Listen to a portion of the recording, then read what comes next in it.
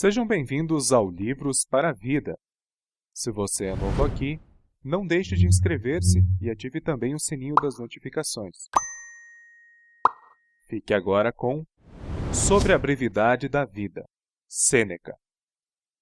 A maior parte dos mortais, Paulino, queixa-se da malevolência da natureza, porque estamos destinados a um momento da eternidade, e, segundo eles, o espaço de tempo que nos foi dado corre tão veloz e rápido, de forma que, à exceção de muito poucos, a vida abandonaria a todos em meio aos preparativos mesmos para a vida.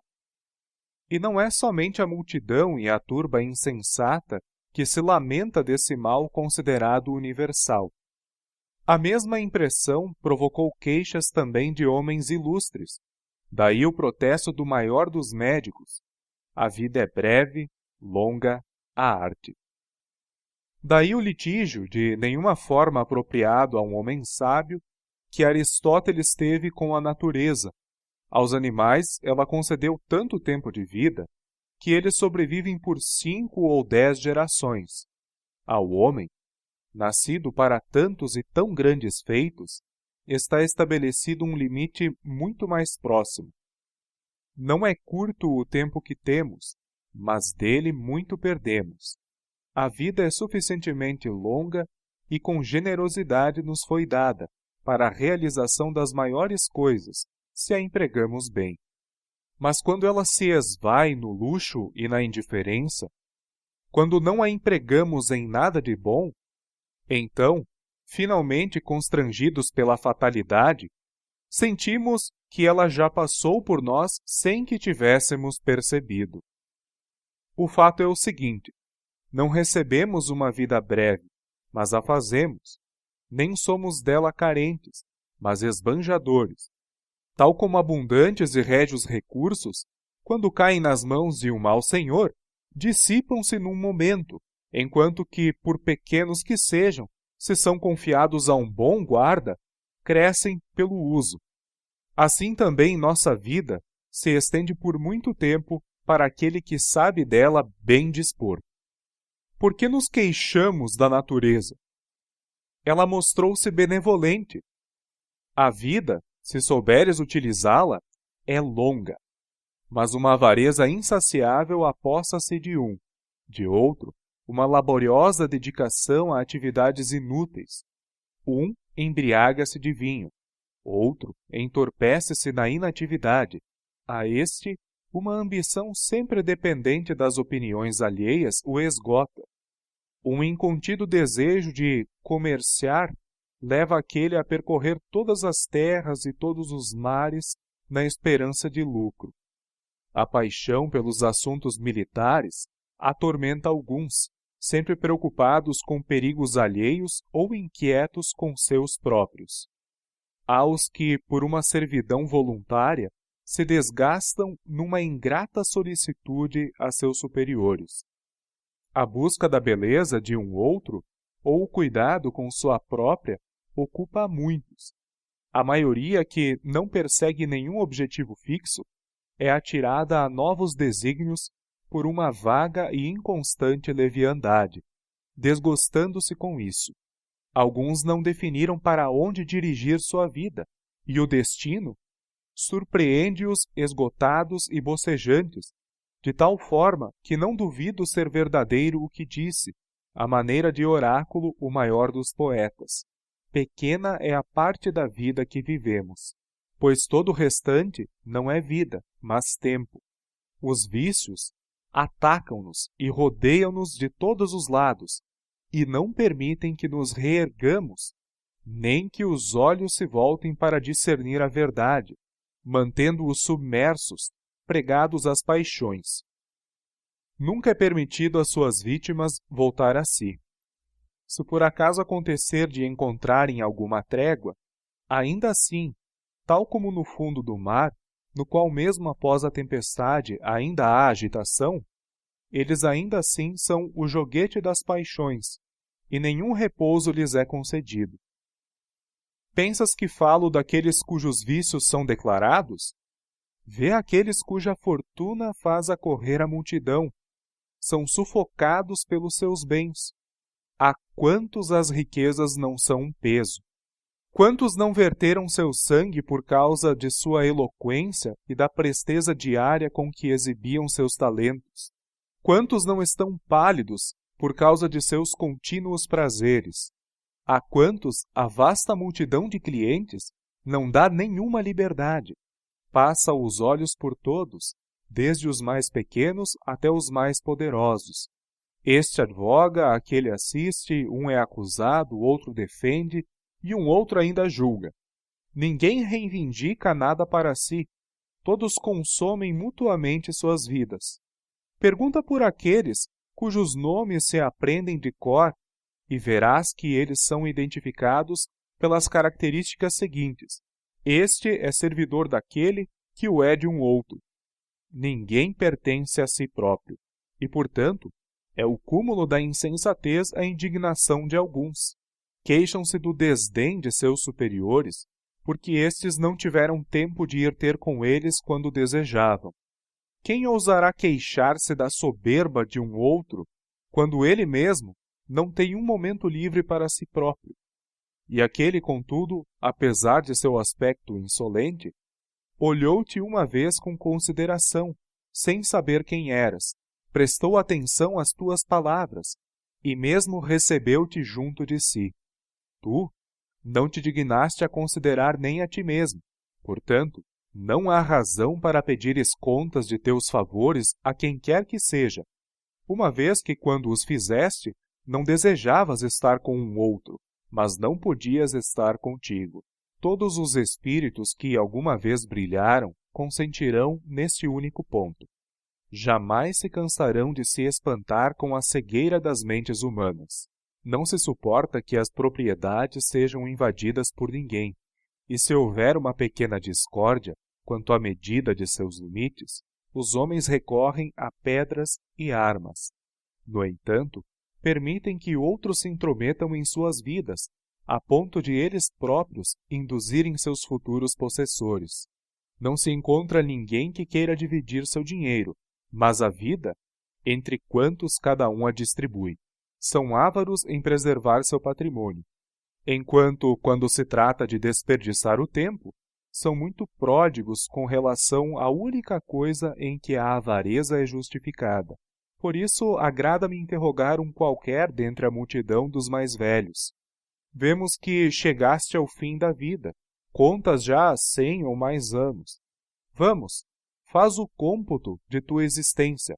Calcula quanto deste tempo credor, amante, superior ou cliente te subtraiu, e quanto ainda as querelas conjugais, as reprimendas aos escravos, as atarefadas perambulações pela cidade, acrescenta as doenças que nós próprios nos causamos, e também todo o tempo perdido. Verás que tens menos anos de vida do que contas. Faz um esforço de memória. Quando tiveste uma resolução seguida, quão poucas vezes um dia qualquer decorreu como planejaras? Quando empregaste teu tempo contigo mesmo? Quando mantiveste a aparência imperturbável, o ânimo intrépido? Quantas obras fizeste para ti próprio? Quantos não terão esbanjado tua vida sem que percebesses o que estavas perdendo? O quanto de tua vida não subtraíram sofrimentos desnecessários, tolos contentamentos, ávidas paixões, inúteis conversações? E quão pouco não te restou do que era teu? Compreendes que morres prematuramente. Qual é, pois, o motivo? Vivestes como se fosseis viver para sempre. Nunca vos ocorreu que sois frágeis, não notais quanto tempo já passou. Vós o perdeis, como se ele fosse farto e abundante, ao passo que aquele mesmo dia que é dado ao serviço de outro homem ou outra coisa, seja o último. Como mortais, vos aterrorizais de tudo, mas desejais tudo como se fosseis imortais. Ouvirás muitos dizerem: aos 50 anos me refugiarei no ócio, aos 60 estarei livre de meus encargos. E que fiador tens de uma vida tão longa? E quem garantirá que tudo irá conforme planejas? Não te envergonhas de reservar para ti apenas as sobras da vida e destinar a meditação somente à idade que já não serve mais para nada? Quão tarde começas a viver, quando já é hora de deixar de fazê-lo? Que negligência tão louca a dos mortais, de adiar o 50º ou 60º ano aos prudentes juízos e, a partir desse ponto, ao qual poucos chegaram, querer começar a viver. Verás os homens mais poderosos e elevados aos mais altos postos deixar escapar palavras nas quais desejam e louvam o ócio e o preferem a todos os seus bens.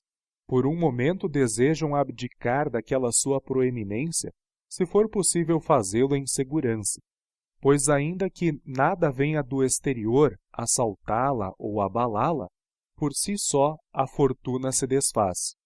O divino Augusto, a quem os deuses mais do que qualquer outro mortal favoreceram, nunca deixou de almejar repouso para si próprio e desejar folga dos assuntos públicos.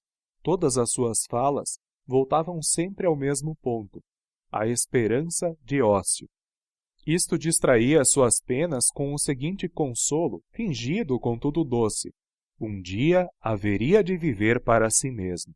Em certa carta endereçada ao Senado, como prometesse que seu repouso não haveria de ser desprovido de dignidade e seria condizente com sua glória passada, encontrei essas palavras: é, porém, mais ilusório que essas coisas se realizem do que podem ser prometidas. Contudo, o desejo daquele tempo que tanto ambiciono me anima de tal forma que antecipo algo do desejado pela doçura das palavras pronunciadas, ainda que tarde seu deleite. O ócio era uma coisa tão almejada que, por não poder dele usufruir, antecipava-o em pensamento.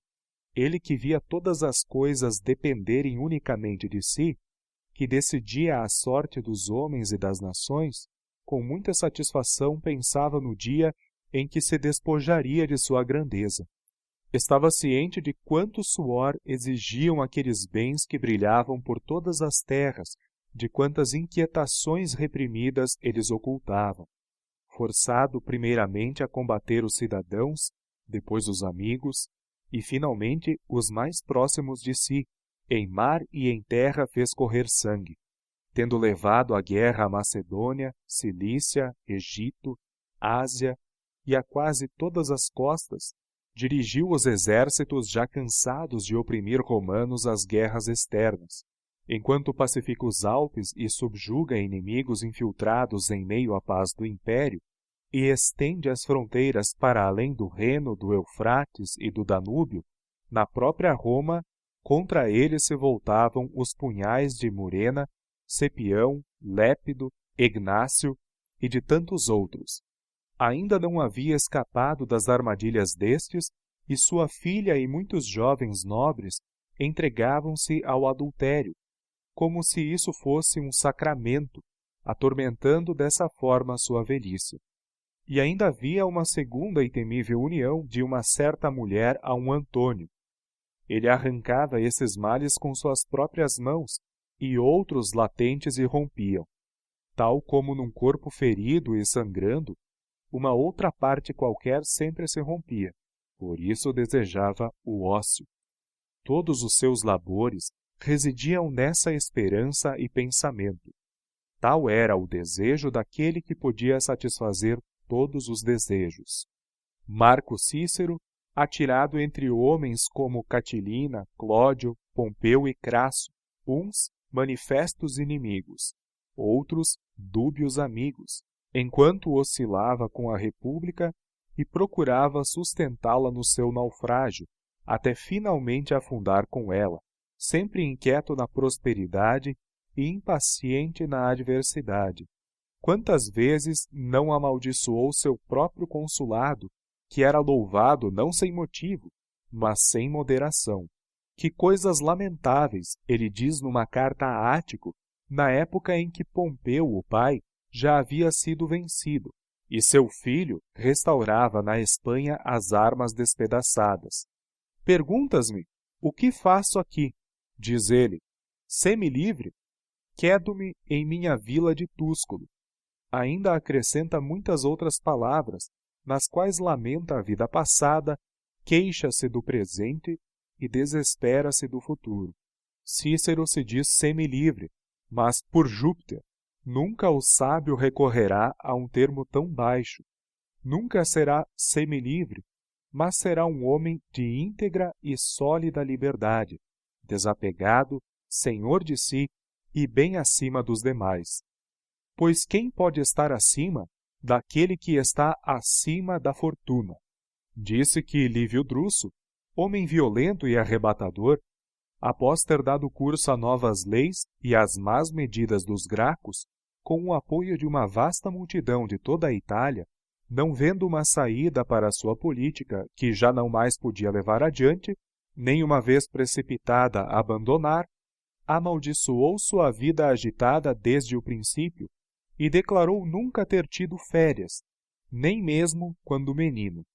Com efeito, adolescente ainda, trajando a toga pretexta, ousou fazer recomendações sobre os réus aos juízes e fazer prevalecer tão eficazmente sua opinião no fórum que é tido como certo que algumas causas foram por ele arrebatadas, em que não haveria de dar uma ambição tão prematura. Poder-se-ia imaginar que uma audácia tão precoce haveria de resultar em fonte de grande prejuízo público e particular, e, portanto, era tarde para se queixar de nunca ter tido férias, ele que, desde criança, já era um perturbador e um elemento nocivo ao fórum. Discute-se se ele teria se suicidado, pois sucumbiu de um ferimento recebido na virilha. Há quem duvide se sua morte foi voluntária, mas ninguém de que foi oportuna. Seria supérfluo mencionar os que, embora pareçam aos outros os mais felizes dos homens, declaram eles próprios que, na verdade, odeiam todas as ações de suas vidas, mas com essas declarações não mudaram nem a si próprios nem aos outros, pois mal pronunciavam essas palavras e as paixões faziam-nos recair em seus hábitos. Mas por Júpiter, uma vida como a vossa, mesmo que dure mais de 1000 anos, será sempre determinada pelos mais estreitos limites. Estes vícios podem devorar séculos e séculos. O espaço de tempo que temos, a razão pode, na verdade, dilatá-lo, e embora a natureza faça-o correr, necessariamente ele vos escapará, pois que não vos apossais dele, nem o retendes ou fazeis demorar a mais fugidia de todas as coisas, mas deixais que se perca, como se fosse uma coisa supérflua e substituível. Conto entre os piores, os que nunca estão disponíveis para nada, senão para o vinho e os prazeres sensuais, pois não há ocupação mais vergonhosa.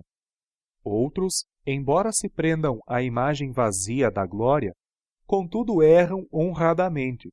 Podes-me enumerar os avarentos, os turbulentos, ou os que se entregam a ódios e guerras injustas. Todos estes pecam de uma maneira mais viril, mas os que se entregam à gula e aos prazeres sensuais ostentam uma degradação desonrosa.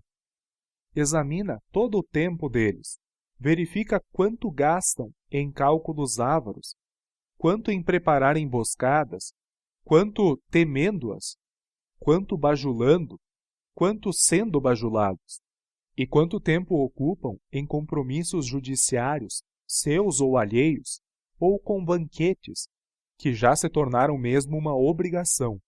Verás que nem seus bens, nem seus males os deixam respirar.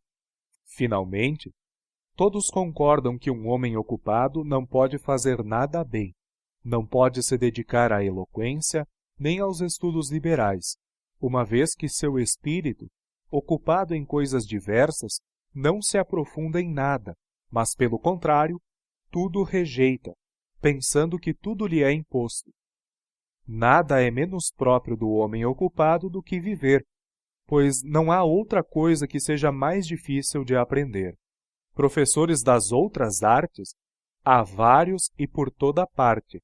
Dentre algumas dessas, Vemos crianças terem atingido tanta maestria que chegam até a ensiná-las. Deve-se aprender a viver por toda a vida, e por mais que tu talvez te espantes, a vida toda é um aprender a morrer. Muitos dos maiores homens, tendo afastado todos os obstáculos e renunciado às riquezas, a seus negócios e aos prazeres, empregam até o último de seus dias para aprender a viver. Contudo, muitos deles deixaram a vida tendo confessado ainda não sabê-lo, e muito menos ainda o sabem os que mencionei acima. Creia-me, é próprio de um grande homem e de quem se eleva acima dos erros humanos não consentir que lhe tomem um instante sequer da vida, e assim toda a sua vida é muito longa, uma vez que se dedicou todo a si próprio, não importa quanto ela tenha durado. Nem um instante dela permaneceu descuidado ou ocioso, ou esteve subordinado a um outro, e, portanto, ele, seu guarda parcimonioso, não encontrará ninguém que julgue ter vivido dignamente a ponto de querer trocar sua vida com a dele. Portanto, a este seu tempo foi suficiente, mas aqueles que tiveram muito de sua vida subtraído pelo povo, ela necessariamente faltou. E nem por isso há motivo para pensares que eles às vezes não compreendem seu erro. Certamente ouvirás muitos dos que são esmagados por sua grande prosperidez, vez por outra exclamar de entre a multidão de clientes, ou de seus processos jurídicos, ou de outras honoríficas misérias, não me deixam viver. E haveriam de deixar, todos os que te reclamam para si, te afastam de tuas ocupações. Quantos dias te tomou aquele réu, e aquele candidato, e a velha já cansada de enterrar herdeiros, e aquele que finge ser doente para excitar a cobiça dos caçadores de testamentos, e aquele amigo poderoso que te mantém não em sua amizade, mas em seu cortejo. Faz o cômputo dos dias de tua vida. Verás que restaram muito poucos dias para ti mesmo. Tendo aquele obtido os cargos com que tanto sonhava, deseja abandoná-los e repete incessantemente: quando este ano passará?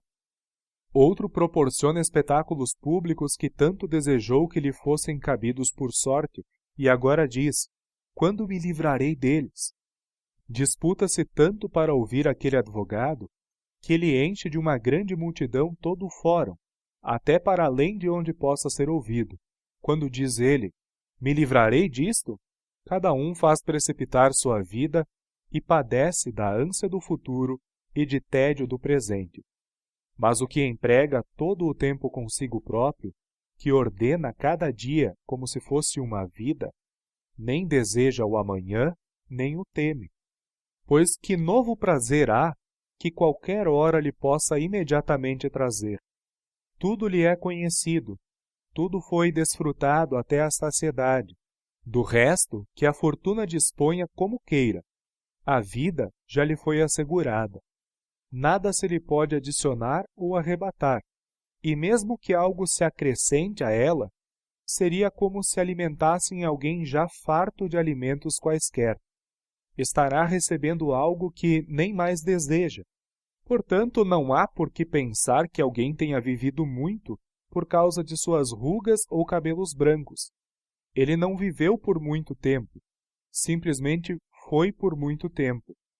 Pensarias ter navegado muito aquele que, tendo se afastado do porto, foi apanhado por violenta tempestade, errou para cá e para lá e ficou a dar voltas conforme a mudança dos ventos e o capricho dos furacões, sem contudo sair do lugar? Ele não navegou muito, mas foi muito acossado. Costumo estranhar quando vejo alguns pedindo tempo, e aqueles a quem se pede mostrarem-se muito complacentes. Ambos consideram aquilo pelo que se pede tempo, nenhum o tempo mesmo. Parece que nada se pede e que nada é dado. Brinca-se com a coisa mais preciosa de todas. Contudo, ela lhes escapa sem que percebam, pois é um incorporal e algo que não salta aos olhos. Por isso é considerado muito desprezível e em razão disto, não lhes atribuem valor algum. Os homens recebem pensões e aluguéis com muito prazer, e concentram neles suas preocupações, esforços e cuidados, mas ninguém dá valor ao tempo. Usa-se dele a rédeas soltas, como se nada custasse. Porém, quando doentes, se estão próximos do perigo de morte, prostram-se aos joelhos dos médicos, ou se temem a pena capital, estão prontos a gastar todos os seus bens para viver. Tamanha é a discórdia de seus sentimentos. Se fosse possível apresentar a cada um a conta dos anos futuros, da mesma forma que podemos fazer com os passados, como tremeriam aqueles que vissem restar-lhes poucos anos, e como os poupariam. Pois se é fácil administrar o que, embora curto, é certo, deve-se conservar com muito cuidado o que não se pode saber quando há de acabar. Contudo, não há por que pensar que eles ignoram que coisa preciosa é o tempo. Costumam dizer aos que amam muitíssimo que estão dispostos a lhes dar parte de seus dias, e realmente dão, sem se aperceberem disto, mas dão de forma a subtraírem vários anos a si, sem aumentar os daqueles. Mas ignoram o fato mesmo de estarem perdendo seus anos. Por isso lhes é tolerável a perda de um bem que não é notado. Ninguém devolverá teus anos, ninguém te fará voltar a ti mesmo. Uma vez principiada, a vida segue seu curso, e não reverterá nem o interromperá. Não se elevará, não te avisará de sua velocidade. Transcorrerá silenciosamente.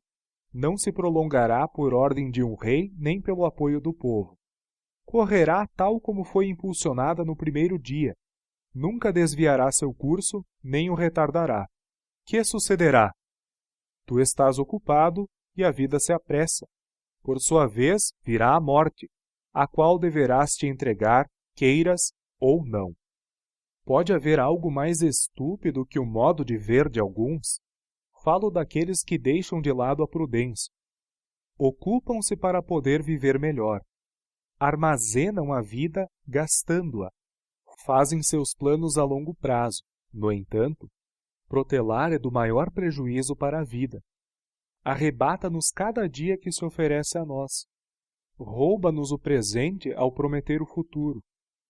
O maior impedimento para viver é a expectativa, a qual tende para o amanhã e faz perder o momento presente. Do que está nas mãos da fortuna, dispões. O que está nas tuas, despedes. Para onde ficas a olhar? Para que tendes? Tudo o que está por vir se assenta na incerteza. Desde já, vive. Proclama o maior dos poetas e, como inspirado por divinos lábios, canta este canto de salvação. Os melhores dias da vida dos tristes mortais são os primeiros a fugir. Por que hesitar? Diz ele. Por que ficar sem nada fazer? Se não ocupares o dia, ele fugirá. E, contudo, se o tiveres ocupado, ainda fugirá. Portanto, deve-se lutar contra a celeridade do tempo, usando de velocidade, tal como se deve beber depressa de uma corrente rápida e que não fluirá para sempre.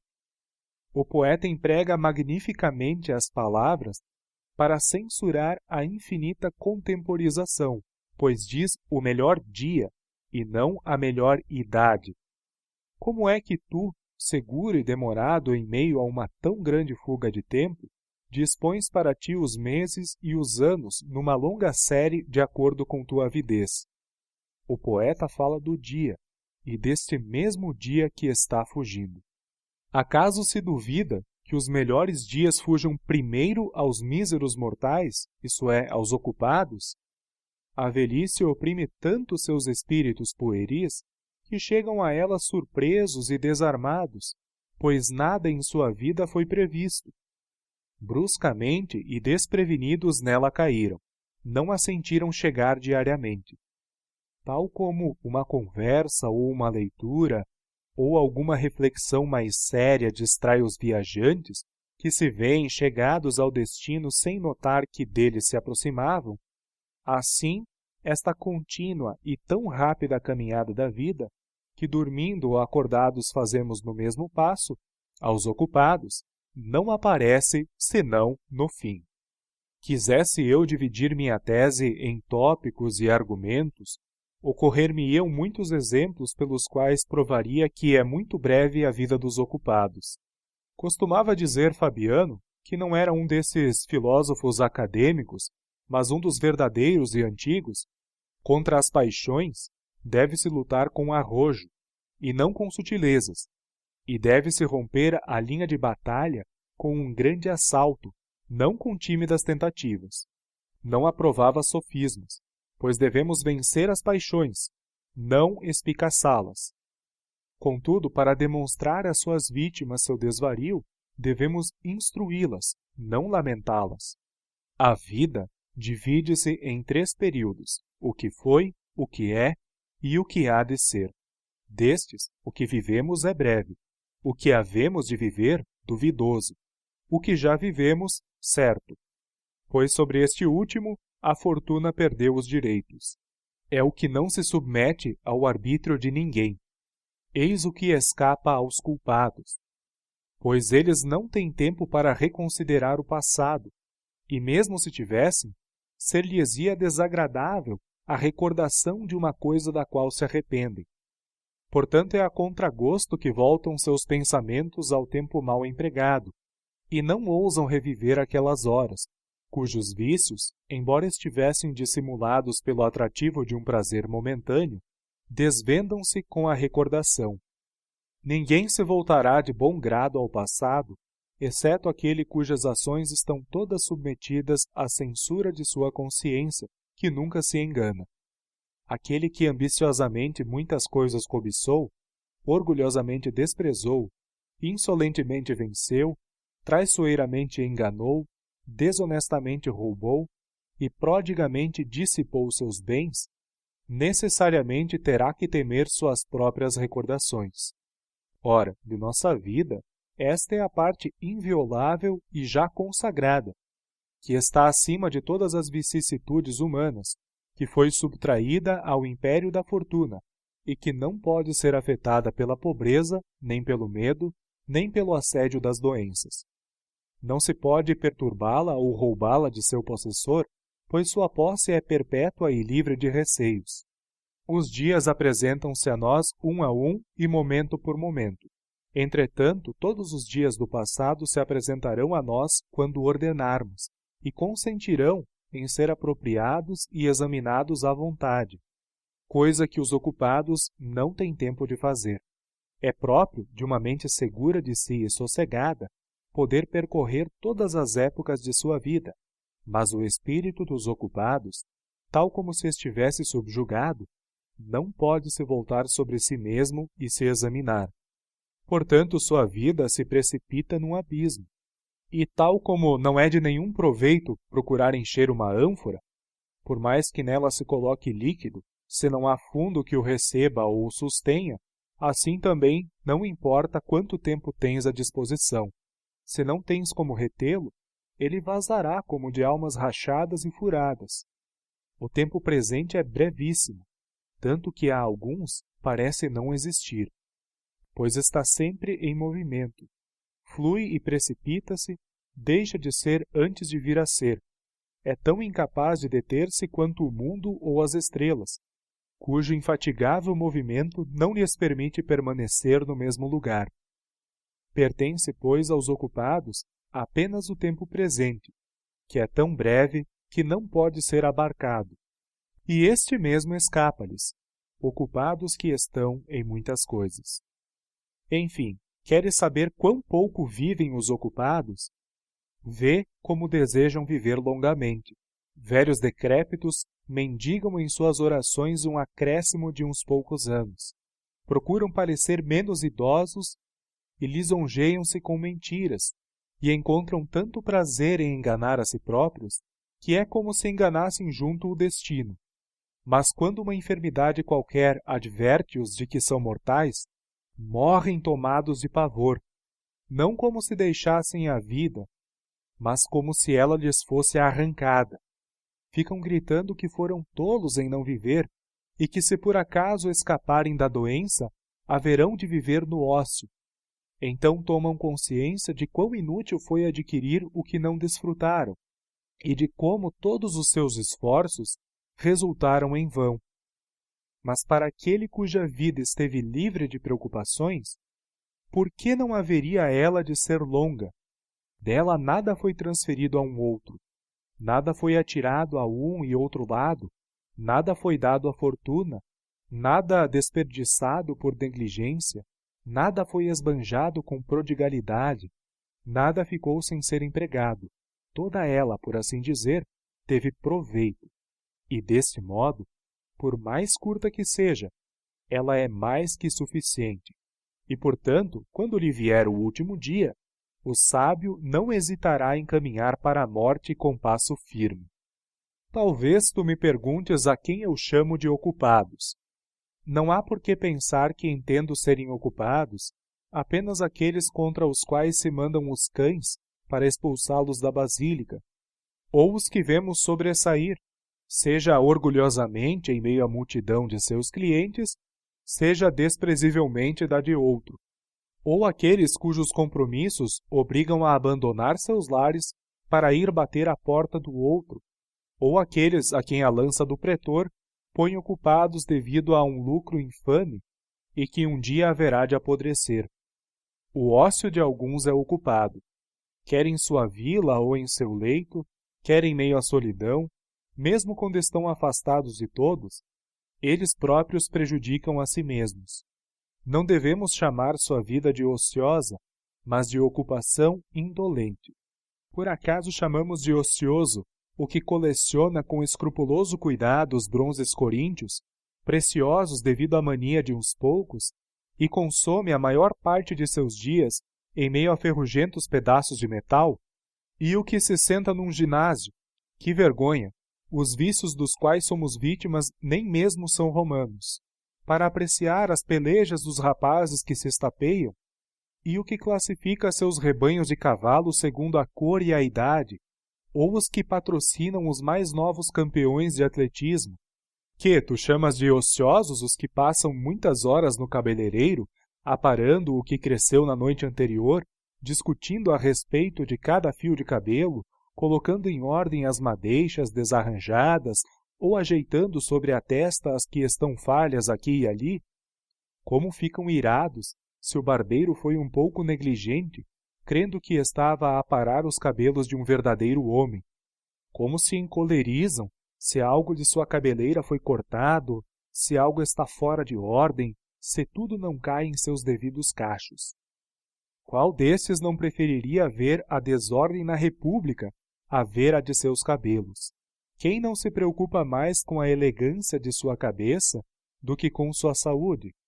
Qual não prefere ser bem penteado a ser honesto? Tu chamas ociosos os que se preocupam com pentes e espelhos? E quanto àqueles que se ocupam em compor, ouvir e aprender canções, e atormentam a voz, cuja reta entonação a natureza fez muito simples e a melhor, com inflexões de desajeitadas modulações. Eles estão sempre a estalar os dedos, marcando alguma canção que têm na cabeça. E mesmo quando são chamados para questões sérias e frequentemente tristes, ouvimos seu imperceptível cantarolar. Eles não têm ócio, mas ocupações indolentes. Nem por Hércules considero seus festins como tempo livre, uma vez que vejo com quanta solicitude dispõem a prataria, quão diligentemente ajeitam as túnicas de seus jovens prediletos, quão ansiosos ficam por saber como o javali sai das mãos do cozinheiro, ou com que velocidade os escravos jovens, a um dado sinal, correm às suas obrigações, com quanta perícia as aves são cortadas em bocados não muito grandes, ou quão cuidadosamente os infelizes escravos limpam o vômito dos bêbados. É por estes meios que adquirem a fama de serem elegantes e faustosos, e seus males perseguem-nos até mesmo nos menores detalhes da vida, de modo que eles não podem comer nem beber sem afetação. Eu não contaria entre os ociosos aqueles que se fazem transportar para cá e para lá em carruagens ou liteiras e observam pontualmente a hora de seus passeios, como se não lhes fosse lícito perdê-los, nem os que se fazem lembrar por outro quando devem banhar-se, nadar ou comer. Seus espíritos extraordinariamente débeis estão tão enfraquecidos pela lassidão que eles nem mesmo podem decidir por si sós se têm fome. Já ouvi um desses delicados, se é que se pode chamar de delícias o fato de desaprender os hábitos da vida humana, ao ser retirado do banho e colocado numa cadeira, perguntar: ainda estou sentado? Tu crês que este que ignora até se está sentado, sabe se vive, se vê, se é ocioso? Não poderia dizer de pronto o que lamento mais, ele realmente não saber ou fingir não sabê-lo. Esses esquecem-se realmente de muitas coisas, mas também fingem esquecer de muitas outras. Certos vícios deleitam-nos como se fossem provas de felicidade. Parece-lhes próprio de um homem muito baixo e desprezível saber o que faz. E agora não vás crer que os mimos exageram quando ridicularizam a luxúria. Estes, por Hércules, ultrapassam em muito as invenções dos mimos. E neste nosso século, engenhoso apenas para tais coisas, os vícios progrediram tanto que já podemos acusar os mimos de negligência. É o cúmulo haver alguém que está tão atolado na luxúria que se fia na palavra de um outro para saber se está ou não sentado. Portanto, esse aí não é ocioso, dá-lhe outro nome. Ele está doente, ou melhor ainda, está morto. É ocioso o que é também consciente de seu lazer. Mas este semivivo que precisa de alguém que lhe indique a postura do próprio corpo, como poderia ser senhor de um momento sequer de sua vida? Seria alongar demais percorrer todos os exemplos daqueles que desperdiçaram suas vidas em jogos de xadrez, bola ou queimando-se ao sol. Não gozam de ócio aqueles cujos prazeres trazem muitas preocupações, pois ninguém duvidará que muitos se fatigam sem nada obrar os que se prendem a inúteis questões de literatura, e eles já são multidão entre os romanos. Foi um vício dos gregos investigar quantos remadores teve Ulisses, se a Ilíada ou a Odisseia foi escrita primeiro, e além disso, se eram de um mesmo autor, e outros conhecimentos dessa espécie, que se os reservas para ti mesmo, em nada deleitam o intelecto, se os publicas, não serás tido por mais douto, mas por mais enfadonho. E eis que esta frívola paixão de aprender inutilidades apossou-se também dos romanos. Há alguns dias ouvi certa pessoa relatando qual foi o primeiro dos generais a fazer tais e tais coisas. Que Duílio foi o primeiro a vencer numa batalha naval, que Cúrio Dentato foi o primeiro a conduzir elefantes no seu cortejo triunfal. Mas esses assuntos, ainda que não conduzam à verdadeira glória, versam sobre exemplos de feitos cívicos. Tal ciência não acarreta benefício algum, embora nos prenda a atenção pela futilidade dos feitos. Perdoemos também aos que pesquisam assuntos como esse. Quem foi o primeiro a persuadir os romanos a embarcar num navio? Foi Cláudio, cognominado Caldex, porque entre os antigos a reunião de várias tábuas chamava-se de Caldex. Daí o nome de códices, as tábuas da lei, e ainda hoje, as naves que carregam provisões pelo Tibre são chamadas, segundo a maneira antiga, de cordicário. Sem dúvida, isto pode ser de algum valor, que Valério Corvino foi o primeiro a subjugar Messina, e tendo tomado para si o nome da cidade conquistada, foi o primeiro da família dos Valérios a denominar-se Messana, e que, tendo sido trocadas as letras por uma gradual corruptela da linguagem popular, chamou-se Messala. Porventura permitirás a alguém ocupar-se também disto, que Lúcio Sulla foi o primeiro a apresentar os leões soltos no circo, enquanto que anteriormente eram apresentados acorrentados, e que foram enviados arqueiros pelo rei Boco para exterminá-los. Que seja, façamos também essa concessão. Mas acaso há um mínimo de valor, em saber que Pompeu foi o primeiro a proporcionar um combate no circo com 18 elefantes, tendo-se enviado criminosos para enfrentá-los, como se fosse uma batalha? O primeiro dos cidadãos, e segundo o que a fama nos legou, homem que sobressaiu entre os antigos líderes por sua bondade, julgou ser um novo tipo de espetáculo digno de memória, matar homens de um modo novo. Combatem até a morte? É pouco. Despedaçam-se? É pouco. Que sejam esmagados por uma enorme massa de animais. Seria suficiente que esses assuntos passassem ao esquecimento, para que posteriormente um prepotente qualquer não aprendesse e invejasse uma ação tão desumana. Quantas trevas uma grande fortuna causa às nossas mentes! Acreditou estar acima das leis da natureza quando lançou aquele bando de miseráveis e feras nascidos sob outros céus, quando proporcionou um combate entre animais tão desiguais, quando fez verter tanto sangue diante dos olhos do povo romano. Ele que em breve seria forçado a verter mais ainda. Mas logo em seguida, o mesmo Pompeu, traído pela deslealdade alexandrina, entregou-se ao último dos escravos para ser abatido. Só então compreendeu a vã ostentação de seu cognome. Mas, para que retorne ao ponto de onde me desviei, e para que mostre a inutilíssima diligência de alguns nesses mesmos assuntos, aquele mesmo erudito contava que Metelo, tendo vencido os cartaginenses na Sicília, foi o único de todos os romanos a conduzir em seu triunfo 120 elefantes diante do carro, e que Sula foi o último dos romanos a aumentar o pomério, coisa que, segundo os costumes antigos, só se fazia após a conquista de territórios italianos, e nunca provinciais.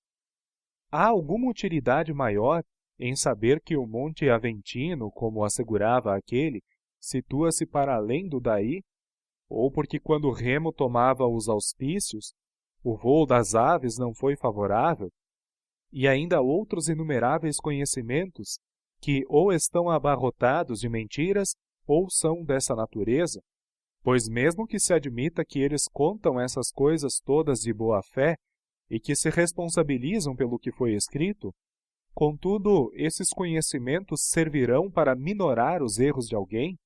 Refrearão as paixões de alguém? Farão alguém mais generoso, mais corajoso, mais justo? Às vezes, meu caro Fabiano dizia duvidar se era melhor não empreender estudo algum do que se envolver com os deste gênero. Dentre todos os homens, somente são ociosos os que estão disponíveis para a sabedoria. Eles são os únicos a viver, pois não apenas administram bem sua vida, mas acrescentam-lhe toda a eternidade. Todos os anos que se passaram antes deles são somados aos seus. A menos que sejamos os maiores dos ingratos, aqueles fundadores das sublimes filosofias nasceram para nós, e eles nos preparam o caminho para a vida. Graças aos seus esforços, conduzem-nos das trevas à luz, aos mais belos conhecimentos. Não nos é vedado o acesso a nenhum século. Somos admitidos a todos. E se desejamos, pela grandeza da alma, ultrapassar os estreitos limites da fraqueza humana, há um vasto espaço de tempo a percorrer. Poderemos discutir com Sócrates, duvidar com Carnéades, encontrar a paz com Epicuro, vencer a natureza humana com a ajuda dos estoicos, ultrapassá-la com os cínicos. Já que a natureza nos permite entrar em comunhão com toda a eternidade, por que não nos desviarmos dessa estreita e curta passagem do tempo e nos entregarmos com todo o nosso espírito àquilo que é ilimitado, eterno e partilhado com os melhores? Os que se desdobram em muitos compromissos sociais, que agitam a si mesmos e a outros, bem conscientes de suas tolices, após terem percorrido diariamente as soleiras de todos e não ter deixado de entrar em nenhuma porta aberta, após terem levado sua interesseira saudação à volta das mais remotas casas, quão pouco não terão eles visto numa cidade tão grande e dilacerada por várias paixões. Quantos haverá cujo sono, dissolução ou grosseria não os afastará? Quantos, após o terem torturado com uma longa espera, não passarão por eles fingindo estarem apressados? Quantos não evitarão aparecer no átrio repleto de clientes, escapando por portas secretas, como se fosse menor descortesia enganar do que despedir? Quantos ainda, meio adormecidos e pesados devido à embriaguez da noite anterior, responderão àqueles pobres coitados que interromperam seu sono para esperar o despertar de um outro, com o bocejo mais arrogante, mal levantando os lábios? Podemos afirmar que se dedicam a verdadeiros deveres somente aqueles que desejam estar cotidianamente na intimidade de Zenão, Pitágoras, Demócrito, Aristóteles, Teofrasto e os demais mestres de virtude. Nenhum deles deixará de estar à nossa disposição. Nenhum despedirá o que o procurar sem que o faça mais feliz e mais devotado a ele. Nenhum permitirá a quem quer que seja partir de mãos vazias. E eles podem ser encontrados por qualquer homem, tanto durante o dia como à noite. Nenhum destes forçará tua morte. Todos te ensinarão a morrer. Nenhum dissipará teus anos, mas te oferecerá os seus.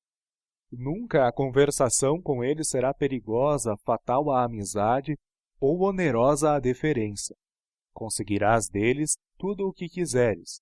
Não será deles a culpa se não tiveres exaurido tudo o que desejas. Que felicidade, que bela velhice não aguarda o que se dispôs a ser seu cliente. Ele terá com quem discutir sobre as menores, bem como sobre as maiores questões, a quem consultar diariamente sobre si mesmo, de quem ouvir a verdade sem ofensa e ser louvado sem adulação, a cuja semelhança se possa moldar. Costumamos dizer que não está em nosso poder escolher os pais que a sorte nos destinou, mas que nos foram dados ao acaso. Contudo, é-nos permitido ter um nascimento segundo a nossa escolha. Existem famílias dos mais nobres espíritos. Escolhe a qual delas queres pertencer, e receberás não apenas seu nome, mas também seus próprios bens, que não terás de vigiar miserável e mesquinhamente, pois quanto mais forem partilhados pelos homens, maiores se tornarão. Estes te darão acesso à eternidade, te elevarão àquelas alturas de onde ninguém se precipita. Esta é a única maneira de prolongar a existência mortal e até mais, de convertê-la em imortalidade. As dignidades, os monumentos, tudo o que a ambição impôs por decretos, ou construiu com o suor, depressa há de cair em ruínas. Não há nada que a longa passagem dos anos não destrua ou desordene. Mas ela não pode tocar nos conhecimentos que a sabedoria consagrou. Nenhuma idade os destruirá ou diminuirá. A seguinte e as sucessivas sempre hão de aumentá-los ainda mais, pois a inveja tem olhos apenas para o que está próximo de si, e admiramos com menos malícia o que está distante. Portanto, a vida do filósofo estende-se por muito tempo, e ele não está confinado nos mesmos limites que os outros. É o único a não depender das leis do gênero humano. Todos os séculos servem-no como a um Deus. Algo distancia-se no passado, ele recupera-o com a memória. Está no presente, ele o desfruta. Há de vir no futuro, ele o antecipa. A reunião de todos os momentos num só torna-lhe longa a vida. É extremamente breve e agitada a vida dos que esquecem o passado, negligenciam o presente e receiam o futuro. Quando chegam ao termo de suas existências, os pobres coitados compreendem tardiamente que estiveram por longo tempo ocupados em nada fazer. E pelo fato de fazerem frequentes apelos à morte, não há por que pensar que fica provado que eles tenham usufruído de uma longa existência. Sua cegueira os atormenta com emoções incertas e que os faz incidir nas próprias coisas que temem. Desejam então muitas vezes a morte, porque os aterroriza. Não há ainda razão para se pensar que isto também seja uma prova de uma vida longa, o fato de muitas vezes os dias lhes parecerem longos, ou porque se queixam de as horas custarem a passar até que chegue o momento do jantar, pois se porventura as ocupações os abandonam, sentem-se desertados e inquietam-se mesmo no lazer, nem sabem como dispor dele ou matá-lo. Portanto, anseiam por uma ocupação qualquer, e todo o intervalo de tempo entre duas ocupações lhes é um fardo. E, por Hércules, tal é o que acontece quando se fixa a data dos combates de gladiadores ou quando se aguarda o dia de um outro gênero qualquer de espetáculo ou divertimento. Desejam saltar os dias intermediários. A espera de qualquer coisa por que anseiam lhes é penosa, mas aquele instante que lhes é grato corre breve e rápido, e tornam-se muito mais breve por sua própria culpa, pois passam de um prazer a outro e não podem permanecer fixos num só desejo. Seus dias não são longos, mas detestáveis, e por outro lado, quão curtas não lhes parecem as noites que passam nos braços das prostitutas ou entregues ao vinho. Daí também resulta o delírio dos poetas, que nutrem os descaminhos dos homens com ficções nas quais se mostra Júpiter inebriado do desejo de coito, duplicando a duração da noite. Que outra coisa é, senão inflamar nossos vícios, quando os imputamos aos deuses e se concede a deferência da divindade a um exemplo de fraqueza? Podem estes não achar muito curtas as noites pelas quais pagam tão caro? Perdem o dia na espera da noite, a noite de medo da aurora. Seus próprios prazeres são desassossegados e agitados por vários terrores, e mesmo em meio à maior euforia, assalta-lhes o inquieto pensamento. Até quando tudo isto? Por causa desse sentimento, os reis lamentaram seu poderio, e a grandeza de sua fortuna não lhes era grata, mas aterrorizaram-se com o fim que um dia lhes adviria. O mais insolente dos reis da Pérsia, ao ver seus exércitos espalhados por vastos espaços de terra, de modo que nem podia abarcar seu número, mas apenas a extensão, desfez-se em lágrimas, porque dizia: em 100 anos, nenhum dentre tão grande número de jovens haveria de estar vivo. Mas ele próprio, que chorava, estava prestes a apressá-los para aquele destino, fazendo perecer uns no mar, outros em terra, uns no combate, outros na retirada, e dentro de pouco tempo haveria de exterminar aqueles por quem temia o 100º ano. Qual o motivo de também suas alegrias serem temerosas? É que não brotam de causas sólidas, pelo contrário, o próprio vazio de onde nascem perturba-as. E como pensa serem aqueles momentos, miseráveis segundo sua própria confissão, já que os próprios motivos pelos quais são exaltados e se colocam acima dos homens são muito impuros. Todos os maiores bens estão cheios de ansiedade, e as maiores fortunas são as menos dignas de crédito. Para alimentar a felicidade, faz-se necessária uma outra felicidade. E em paga a uma promessa realizada, outras promessas devem ser feitas. Pois tudo o que nos sucede por obra do acaso é instável, e quanto mais alto nos elevamos, tanto mais estamos sujeitos a cair. É claro que o que está condenado a cair não agrada a ninguém. Portanto, é necessariamente a mais miserável, e não apenas a mais breve, a vida dos que obtêm com grande esforço algo que conservam com um esforço ainda maior. Em meio a grandes labutas conseguem o que desejam, e ansiosos conservam o que conseguiram.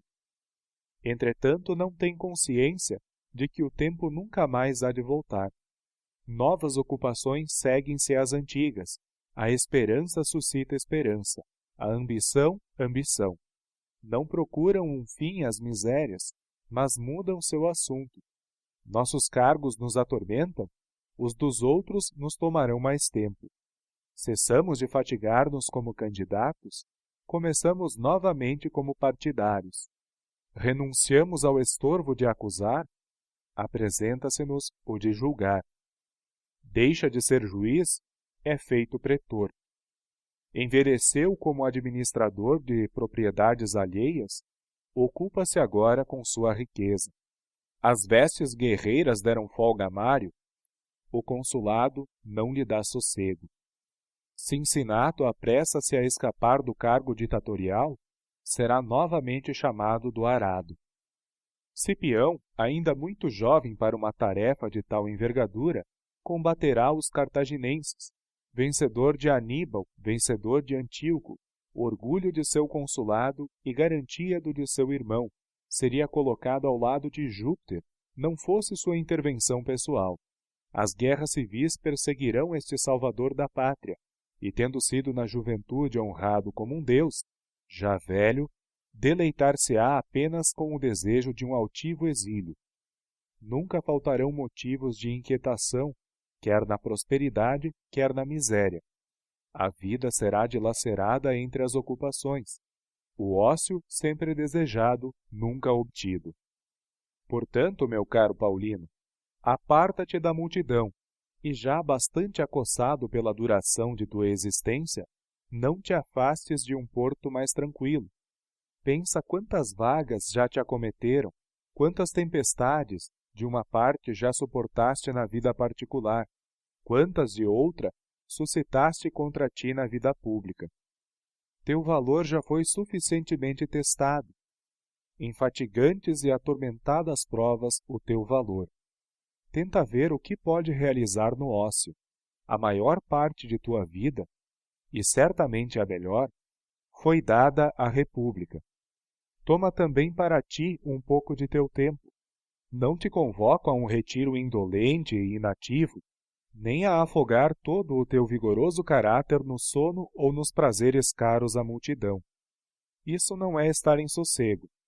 Encontrarás tarefas maiores que todas as que cumpriste devotadamente até aqui, as quais executarás no retiro e livre de preocupações. Com efeito, tu administras as contas do mundo tão desinteressadamente como as alheias, tão diligentemente como as tuas, tão escrupulosamente como as do Estado. Conquistas a estima num cargo onde é difícil evitar o rancor. Contudo, acredite-me, é mais proveitoso fazer a conta de teus anos do que as do trigo do Estado.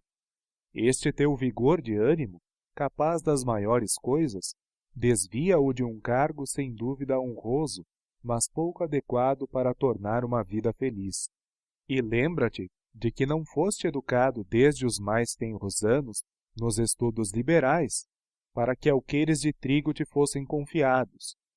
Esperaste algo maior e mais alto. Não faltarão homens de sobriedade comprovada e atividade laboriosa. Jumentos laboriosos são mais aptos a carregar fardos do que cavalos de raça, e quem jamais oprimiu a excelente ligeireza deles com pesadas cargas? Além disso, reflete quantas preocupações não tens ao assumir tanta responsabilidade. Tu lidas com os ventres dos homens. O povo esfaimado não dá ouvidos à razão, não se aplaca pela moderação, não se dobra a nenhum argumento. Muito recentemente, naqueles poucos dias após a morte de César, disse que ele se indignou muitíssimo, se há ainda algum sentimento nos infernos, porque sabia que o povo romano lhe sobrevivia e ainda lhes restavam provisões para 7 ou 8 dias. E enquanto ele construía pontes de navios e divertia-se com as forças do império, estava às nossas portas o pior dos males, até mesmo para os sitiados, a falta de alimentos. Seu infeliz desejo de imitar um rei arrogante, estrangeiro e louco, quase custou à cidade a miséria e a fome, e o que se segue à fome, a ruína de tudo. E então qual não era o estado de espírito daqueles a quem eram confiados os cuidados com o trigo público, e que tinham de enfrentar pedra, ferro, fogo e o próprio Calígula? Com a maior dissimulação, encobriam um tão grande mal incrustado nas vísceras do Estado, e digo que o faziam com razão, pois algumas doenças devem ser curadas sem que os pacientes as conheçam. A muitos, o conhecimento de sua doença foi a causa da morte. Recolhe-te a estas coisas mais tranquilas, mais seguras, melhores. Acaso tu pensas serem o mesmo estas duas coisas, cuidar que o trigo seja transportado ao celeiro, intacto e salvo da fraude ou negligência dos carregadores, que não se estrague pela fermentação, que esteja bem seco, que seu peso e medida confiram, e elevar-se às coisas sagradas e sublimes, para conhecer qual é a substância de Deus, seu prazer, sua condição, sua forma, que destino aguarda a tua alma, que lugar a natureza nos destina após nos separarmos do corpo, qual a razão por que ela mantém os corpos mais pesados no centro do universo, suspende os altos às regiões altas, eleva o fogo à mais alta, impele as estrelas às suas trajetórias e ainda outras coisas cheias de notáveis maravilhas, abandona o solo e volta-te a esses estudos. Agora, enquanto o sangue ferve, deve-se ir com determinação para o melhor. Grande número de bons conhecimentos te esperam neste gênero de vida. O amor e a prática das virtudes, o esquecimento das paixões, o saber viver e morrer, enfim, uma grande tranquilidade. A condição de todos os ocupados é miserável, contudo a mais miserável é a daqueles que nem se molestam com suas próprias ocupações, que regulam seu sono pelo alheio, que caminham segundo as passadas de outro, e que estão sob ordens, mesmo nas mais livres das coisas, amar e odiar. Estes, se quiserem saber quão breve é a vida, que considerem quão insignificante é a parte que lhes cabe. Portanto, quando vires frequentemente uma toga pretexta ou um nome célebre no fórum, não o invejes.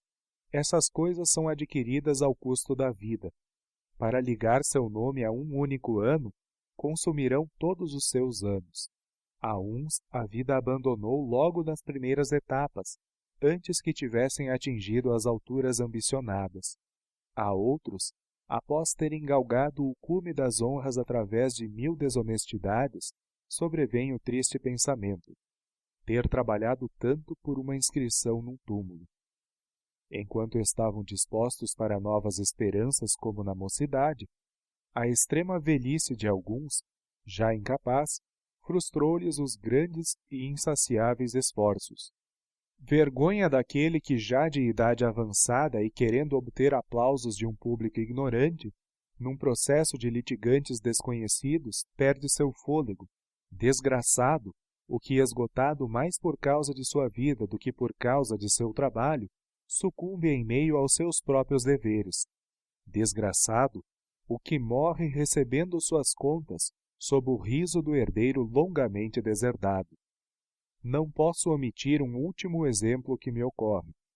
São Turânio foi um velho de comprovada diligência, que depois de completar 90 anos, como fosse dispensado de seu cargo por César, sem que tenha solicitado, ordenou que o colocassem em seu leito, e que a família, que se reuniu em torno dele como se estivesse morto, o pranteasse. A casa lamentava o ócio de seu velho senhor, e a tristeza não terminou antes que o cargo lhe fosse restituído. É tão bom assim morrer ocupado? O mesmo estado de espírito manifesta-se em muitos. O desejo de trabalhar perdura mais que a capacidade. Lutam contra a fraqueza do corpo e julgam penosa a velhice por nenhuma outra razão senão porque ela os põe de lado. A lei não mobiliza um soldado nos seus 50 anos, nem convoca um senador nos 60. Os homens obtêm com mais dificuldade folga de si mesmos do que da lei. Entre mentes, enquanto roubam e são roubados, enquanto um arrebata o repouso de outro, enquanto tornam-se mutuamente miseráveis, sua vida é sem proveito, sem prazeres, sem nenhum aperfeiçoamento intelectual. Ninguém tem a morte à vista. Todos estendem suas esperanças no longe. Alguns chegam até mesmo a tomar disposições com relação a coisas que estão além de suas vidas. Enormes túmulos, dedicatórias de serviços públicos, dádivas junto de suas piras funerárias e pomposas exéquias. Mas por Hércules, Seus funerais deveriam ser conduzidos à luz de tochas e círios, como se tivesse vivido pouquíssimo.